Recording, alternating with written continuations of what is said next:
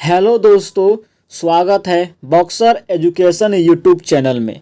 आज इस क्लास में रेलवे के महत्वपूर्ण पूछे गए प्रश्नों का अध्ययन करने वाले हैं, जो रेलवे के सभी परीक्षाओं में पूछे गए प्रश्न हैं। दोस्तों, मेरे चैनल को लाइक, सब्सक्राइब और शेयर अवश्य करें। अगर आपको इस वीडियो का PDF लेने के लिए मेरे टेलीग्राम चैनल को ज्वाइन अवश्य करें। दोस्तों, आज हम इलेक्ट्रॉन, प्रोटॉन, प्रकाश, विद्युत प्रभाव एवं एक्स किरण से संबंधित प्रश्नों का अध्ययन करने जा रहे हैं। चलिए शुरू करते हैं प्रथम प्रश्न से।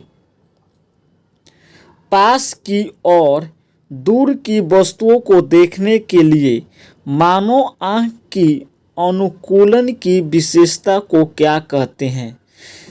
तो इस अनुकूलन की विशेषता को सामंजस्य कहते हैं। Option B. अगला प्रश्न, दोस्तों जल्दी जल्दी से इस प्रश्न का उत्तर दीजिए। जब कोई व्यक्ति केवल नज़दीकी होने वाली वस्तुओं को ही देख पाए तो इस स्थिति को डैश कहा जाता है। तो इस स्थिति को निकट दृष्टि दोष कहते हैं।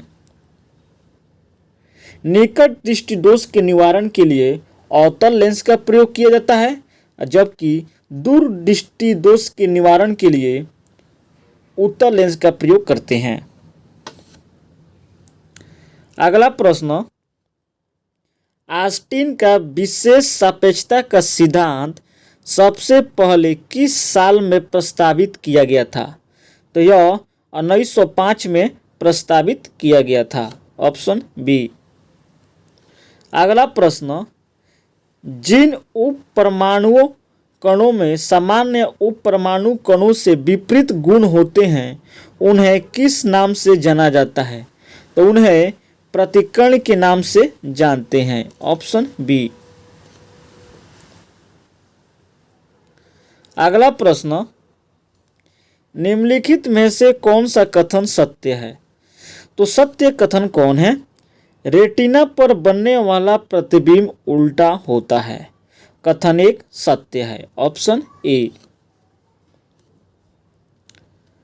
अगला प्रश्न, निम्नलिखित में से किस जर्मन वैज्ञानिक ने एक्स किरणों की खोज की है? तो एक्स किरणों की खोज विल्हेम रोटेंजेन ने की है। Option A. अगला प्रश्न, निम्नलिखित में से किस रंगीन प्रकाश की आवृत्ति सबसे कम है? तो किसकी आवृत्ति सबसे कम है दोस्तों? लाल रंग की आवृत्ति सबसे कम है।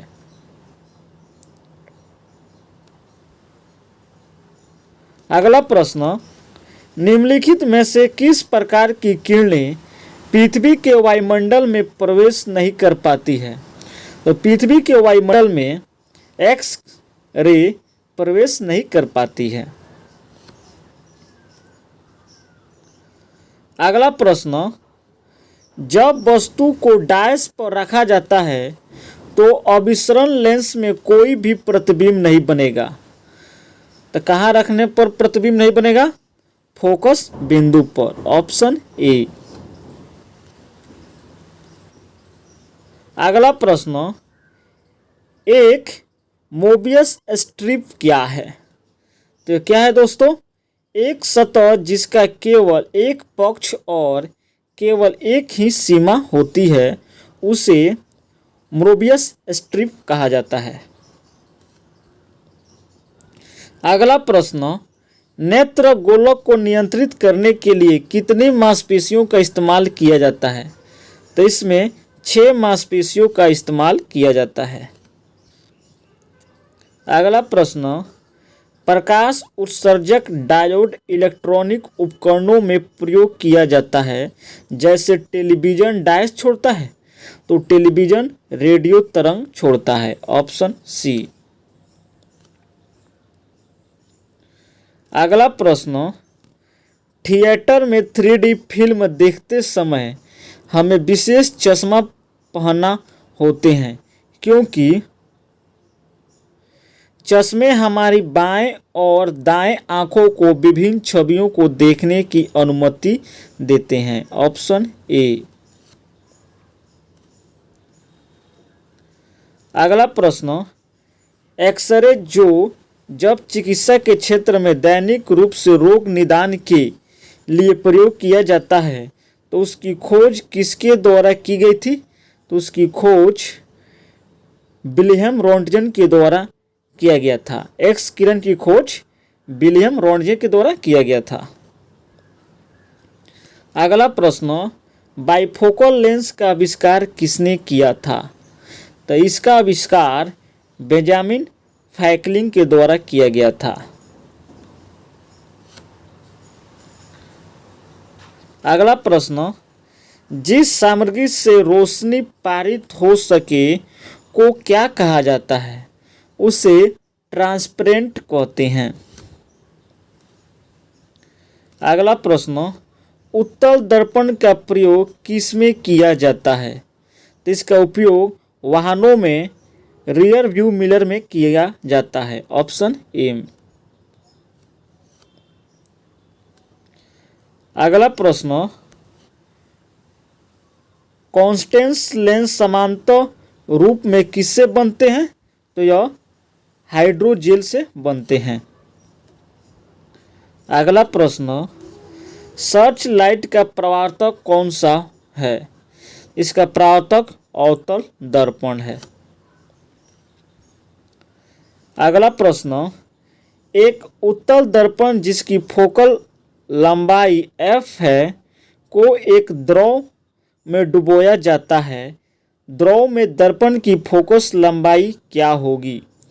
तो द्रव में दर्पण की फोकस लंबाई f होगी। अगला प्रश्न, यदि आप एक दर्पण में देखते हैं और पाते हैं कि छवि आपसे छोटा है तो दर्पण का प्रकार क्या है? तो दर्पण का प्रकार उत्तल दर्पण है। Option D. अगला प्रश्न, 20 सेंटीमीटर की वक्रता की त्रिज्या वाले एक अवतल दर्पण की फोकल दूरी होगी। तो इसकी फोकल दूरी 10 सेंटीमीटर होगी। अगला प्रश्न, जब प्रकाश की एक किरण संघन माध्यम से विरल माध्यम में यात्रा करती है तो यह किस दिशा में मुड़ती है? तो यह अविलंब से दूर तथा गति बढ़ जाती है। Option B. अगला प्रश्न, हीलियम को छोड़कर सभी नोबल गैसों में बाहरी शेल में कितने इलेक्ट्रॉन होते हैं? तो इसमें 8 इलेक्ट्रॉन होते हैं। अगला प्रश्न, गोलाकार दर्पण की प्रतिबिंब सतह के केंद्र को क्या कहा जाता है? तो इस केंद्र को पोल या ध्रुव कहते हैं। Option A. अगला प्रश्न, निर्वात में प्रकाश का वेग कितना होता है? तो निर्वात में प्रकाश का वेग 3 × 10⁸ मीटर प्रति सेकंड होता है। अगला प्रश्न, वाहनों की हेडलाइट में प्रयुक्त दर्पण कौन सा होता है? इसमें प्रयुक्त दर्पण अवतल दर्पण होता है। अगला प्रश्न, यदि किसी सुधारात्मक लेंस की शक्ति +2 डायोप्टर है तो यह क्या है? तो यह क्या है दोस्तों? उत्तल लेंस है। Option A. अगला प्रश्न, एक वक्रीय दर्पण जिसमें परावर्तक सतह अंदर की ओर वक्रीय होती है उसे क्या कहा जाता है? तो उसे अवतल दर्पण कहते हैं। Option A. अगला प्रश्न, पानी से भरे एक गिलास में रखा गया नींबू गिलास की बगल से देखने पर इसके वास्तविक आकार से बड़ा प्रतीक होता है। इसका कारण क्या है? इसका कारण प्रकाश का अपवर्तन है। Option D. अगला प्रश्न, एक लेंस में +2 डायोप्टर की शक्ति है। लेंस की किस और इसकी फोकल लंबाई डैश होगी? तो इसकी फोकल लंबाई उत्तल और इसकी लंबाई 0.5 मीटर की होगी। Option A. अगला प्रश्न, यदि किसी वस्तु को अवतल दर्पण के वक्रता केंद्र पर रखा जाता है तो इसका प्रतिबिंब कैसा बनेगा? तो इसका प्रतिबिंब वास्तविक और सामान्य आकार का बनेगा। ऑप्शन सी।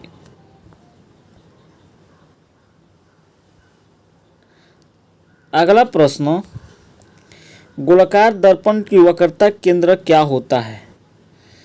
तो गोलाकार दर्पण की वक्रता केंद्र क्या होता है दोस्तों, बताइएगा। इसका वक्रता केंद्र यह एक खोखले गोले का केंद्र होता है जिसका गोलाकार दर्पण का एक भाग होता है। Option B. अगला प्रश्न, किसी गोलाकार दर्पण की परावर्तक सतह के व्यास को क्या कहा जाता है? उसे छेद कहते हैं। Option A. अगला प्रश्न, अवतल दर्पण का उपयोग यह नहीं है, क्या नहीं है? रियर व्यू दर्पण के रूप में। Option C. अगला प्रश्न, प्रकाश का क्वांटम सिद्धांत किसके द्वारा प्रदान किया गया था? तो यह प्लैंक के द्वारा प्रदान किया गया था। अगला प्रश्न, किसी गोलाकार दर्पण का मुख्य फोकस क्या होता है? तो इसका मुख्य फोकस यह प्रमुख अक्ष पर एक बिंदु है जिसके माध्यम से प्रमुख अक्ष के समानांतर प्रकाश की किरणें प्रतिबिंब होने के बाद पारित होती है या मुख्य बिंदु पर इस बिंदु से उत्पन्न होती दिखाई देती है। यही इसका मुख्य फोकस है। Option B.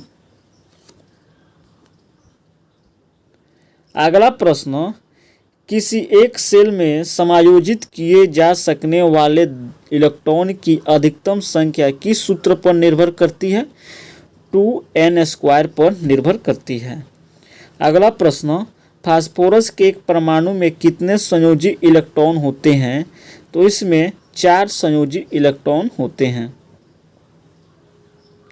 सॉरी दोस्तों, फास्फोरस के परमाणु में कितने संयोजी इलेक्ट्रॉन होते हैं? इसमें 5 संयोजी इलेक्ट्रॉन होते हैं। कितने? 5, 4 नहीं। अगला प्रश्न, अवतल दर्पण में जब वस्तु को अनंत पर रखा जाता है तो छवि बनेगी। तो इसमें छवि कैसी बनेगी? केंद्र पर वास्तविक उल्टी अत्यधिक संकुचित छवि बनेगी। Option B. अगला प्रश्न, एक अवतल दर्पण के वक्रता केंद्र पर एक वस्तु रखी गई है तो इसका प्रतिबिंब कहाँ बनेगा? तो इसका प्रतिबिंब वक्रता केंद्र पर बनेगा। Option D. अगला प्रश्न, उत्तल लेंस की फोकल लंबाई 50 सेंटीमीटर है तो इसकी शक्ति की गणना करें। इसकी शक्ति 2 डायोप्टर होगी। अगला प्रश्न, सी वक्रता केंद्र वाले किसी अवतल दर्पण के फोकस बिंदु F पर रखे किसी बीम के प्रतिबिंब के संदर्भ में निम्नलिखित में से कौन सा कथन लागू होता है? तो इसमें प्रतिबिंब वास्तविक उल्टा वस्तु के आकार से बहुत बड़ा और अनंत पर बनेगा, यह कथन लागू होता है। ऑप्शन सी।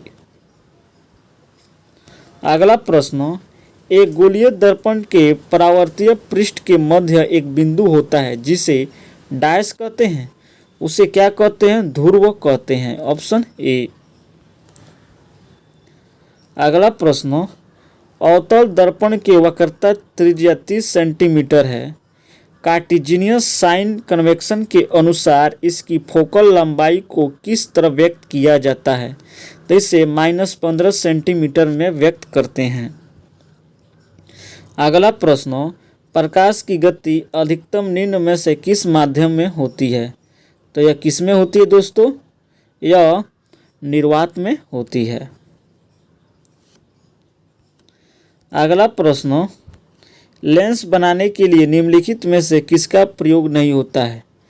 तो मिट्टी का प्रयोग नहीं होता है। अगला प्रश्न, विद्युत बल्ब में आमतौर पर रासायनिक रूप से निष्क्रिय गैस जैसे डायस भरी होती है। तो इसमें क्या भरी होती है? नाइट्रोजन गैस भरी होती है। अगला प्रश्न, एक वस्तु को एक अवतल दर्पण के सामने उसके फोकस बिंदु और वक्रता केंद्र के बीच स्थित एक बिंदु पर रखा गया है, निर्मित होने वाली छवि होगी। तो इसमें निर्मित होने वाली छवि वास्तविक और उल्टी होगी, ऑप्शन डी। अगला प्रश्न, प्रकाश की किरण पानी से गिलास तक जाती है, यह झुकता है, यह अविलंब की ओर और धीमा हो जाता है, ऑप्शन ए। अगला प्रश्न, दो फोकस दूरियों वाले लेंस का उपयोग डायस से पीड़ित व्यक्तियों द्वारा किया जाता है। तो इसका उपयोग मायोपिया और हाइपरमेट्रोपिया में किया जाता है, ऑप्शन सी। अगला प्रश्न, बादलों का रंग सफ़ेद डायस के कारण दिखता है, तो यह प्रकाश के परिकरण के कारण दिखता है। अगला प्रश्न, दंत चिकित्सक अवतल दर्पण का उपयोग करते हैं क्योंकि इस पर निर्मित प्रतिबिंब डायस होता है। इस पर निर्मित प्रतिबिंब आभासी और बड़ा होता है, ऑप्शन बी। अगला प्रश्न, एक वस्तु को अवतल दर्पण के सामने उसके वक्रता केंद्र और फोकस के बीच स्थित एक बिंदु पर रखा गया है, छवि का निर्माण कहाँ पर होगा? तो छवि का निर्माण वक्रता केंद्र से परे किसी बिंदु पर होगा, ऑप्शन सी। अगला प्रश्न, जब प्रकाश की किरण संघन माध्यम से विरल माध्यम में जाती है तो किरण क्या होता है? किरण की गति बढ़ जाएगी और यह अविलंब से दूर झुक जाएगी, ऑप्शन बी। अगला प्रश्न, आभासी और सीधी छवि के लिए दर्पण का आवर्धन होनी चाहिए, तो दर्पण का आवर्धन धनात्मक होनी चाहिए। अगला प्रश्न, किसी वस्तु की गोलाकार दर्पण के वक्रता केंद्र में रखे जाने पर उस अवतल दर्पण द्वारा निर्मित इसके प्रतिबिंब की स्थिति क्या होगी? तो प्रतिबिंब की स्थिति वक्रता केंद्र पर होगी, ऑप्शन ए। अगला प्रश्न, एक माध्यम जिसका अपवर्तक सूचकांक 1.5 है में प्रकाश की गति डैश है, तो प्रकाश की गति क्या है दोस्तों? 2 × 10⁸ मीटर प्रति सेकेंड है, ऑप्शन डी। अगला प्रश्न, किसी वस्तु को मुख्य फोकस पर रखने पर अभिसारित दर्पण द्वारा निर्मित प्रतिबिंब का आकार डैश होता है, तो इस पर निर्मित प्रतिबिंब का आकार अत्यधिक आवर्धिक होता है, ऑप्शन ए। एक वस्तु को एक अवतल दर्पण के सामने अनंत और दर्पण के ध्रुव के बीच स्थित एक बिंदु पर रखा जाता है, निर्मित होने वाली छवि होगी। इस पर निर्मित होने वाली छवि आभासी और छोटी होगी, ऑप्शन ए।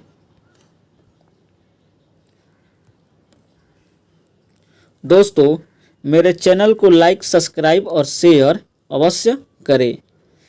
चलिए देखते हैं अगला प्रश्न। जब प्रकाश किसी चमकीली सतह पर आपतित होती है, डायस परावर्तन की घटना घटित होती है, तो इस पर नियमित परावर्तन की घटना घटित होती है, ऑप्शन बी। एक लेंस की पावर -25 डायोप्टर है, तो लेंस का प्रकार और इसकी फोकस लंबाई क्रमशः कितनी होगी? तो कि फोकस लंबाई क्रमशः अवतल और -0.40 मीटर की होगी, ऑप्शन बी। अगला प्रश्न, नेत्र में प्रवेश करने वाले प्रकाश की मात्रा को किसके द्वारा नियंत्रित किया जाता है? तो यह पुतलियों के द्वारा नियंत्रित करते हैं। अगला प्रश्न, एक समतल दर्पण द्वारा बनाई गई छवि की विशेषता क्या है? तो इस छवि की विशेषता समान आकार, सीधी, पांचों तौर पर उल्टी और आभासी होती है, ऑप्शन डी। अगला प्रश्न, किसी गोलाकार दर्पण की फोकस दूरी डैश होती है, तो किसी गोलाकार दर्पण की फोकस दूरी इसकी वक्रता त्रिज्या की आधी होती है, ऑप्शन सी। अगला प्रश्न, डायस सूर्य द्वारा उत्सर्जित हानिकारक विकिरण है, तो यह क्या है? पराबैंगनिक विकिरण, ऑप्शन बी। अगला प्रश्न, यदि किसी दर्पण की फोकल लंबाई -15 है तो यह क्या है? तो यह अवतल दर्पण है।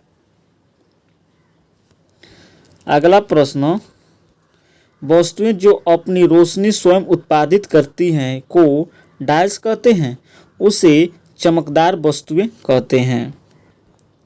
अगला प्रश्न, घनत्व माध्यम में प्रकाश किरणों के झुकाव को कहा जाता है? तो इसके झुकाव को अपवर्तन कहते हैं। अगला प्रश्न, डायस आंखों को लेंस की फोकल लंबाई समायोजित करने में मदद करता है। तो यह कैसे सिल्वरी बॉडी आंखों की लेंस की फोकल लंबाई को समायोजित करता है। अगला प्रश्न, किसी गोलीय दर्पण की परावर्तक सतह का केंद्र वह बिंदु है जिसे डायस कहा जाता है, उसे ध्रुव कहते हैं। अगला प्रश्न, जिस बिंदु पर सभी किरणें मिलती है को डायस कहते हैं, उसे फोकस कहते हैं। अगला प्रश्न, निम्नलिखित में से कौन सा दर्पण की प्रतिबिंब सतह पर स्थित है? तो यह किस पर स्थित है? यह पोल पर स्थित है। अगला प्रश्न, एक साधारण आवर्धक ग्लास में निम्न शामिल है, इसमें क्या शामिल है? उच्च या फोकल लंबाई के अवतल लेंस, ऑप्शन ए। अगला प्रश्न, प्रकाश सबसे अधिक गति से किसमें यात्रा करता है? तो यह किसमें यात्रा करता है दोस्तों? निर्वात में। अगला प्रश्न, आपतित किरणें और परावर्तित किरणें के बीच का कोण 80 डिग्री है, तो आपतित कोण का मान कितना होगा? तो आपतित कोण का मान 40 डिग्री का होगा। अगला प्रश्न, जब प्रकाश एक संघन माध्यम से विरल माध्यम में प्रवेश करता है तो इसकी गति पर क्या प्रभाव पड़ेगा? तो इसकी गति पर प्रभाव बढ़ती है। अगला प्रश्न, प्रकाश वर्ष किससे नापा जाता है? तो यह दूरी से मापा जाता है। अगला प्रश्न, जब प्रकाश विरल माध्यम से संघन माध्यम में प्रवेश करता है तो डायस होता है, तो यह इसकी गति कम हो जाती है, ऑप्शन ए। अगला प्रश्न, डायस लेंस का उपयोग निकट दृष्टि दोष से पीड़ित लोगों द्वारा किया जाता है, तो इसका उपयोग अवतल। अगला प्रश्न, डायस दर्पण हमेशा वस्तु की एक ऐसी छवि निर्मित करता है जो आभासी, बड़ी और समान आकार में होती है, तो वह क्या है? समतल, ऑप्शन डी। अगला प्रश्न, हाइपमेट्रोपिया से पीड़ित लोगों द्वारा डायस लेंस का उपयोग किया जाता है, तो इसमें उत्तल लेंस का उपयोग किया जाता है। अगला प्रश्न, यदि आप एक दर्पण से देखते हैं और पाते हैं कि छवि आपसे छोटा है तो दर्पण का प्रकार क्या होगा? तो दर्पण का प्रकार उत्तल दर्पण होगा। अगला प्रश्न, डायस को एक अभिसरण दर्पण भी कहा जाता है, तो किसे कहते हैं दोस्तों? यह है अवतल दर्पण को। अगला प्रश्न, एक समतल दर्पण द्वारा बनाई गई छवि हमेशा डायस होती है, तो इसकी छवि आभासी और सीधी होती है, ऑप्शन बी। अगला प्रश्न, डायस को एक अपसारित दर्पण भी कहा जाता है, तो किसे कहते हैं? उत्तल दर्पण को एक अपसारी दर्पण भी कहा जाता है। अगला प्रश्न, निम्नलिखित में से कौन से जानवरों के नेत्र बहुत ही साधारण होते हैं? वास्तव में रोशनी को पहचानने वाली केवल नेत्र बिंदु होती है, तो वह कौन है दोस्तों? Planaria, option D. धन्यवाद दोस्तों, मेरे चैनल को लाइक, सब्सक्राइब और शेयर अवश्य करें। अगर आपको इस वीडियो का PDF लेने के लिए मेरे टेलीग्राम चैनल को ज्वाइन अवश्य करें।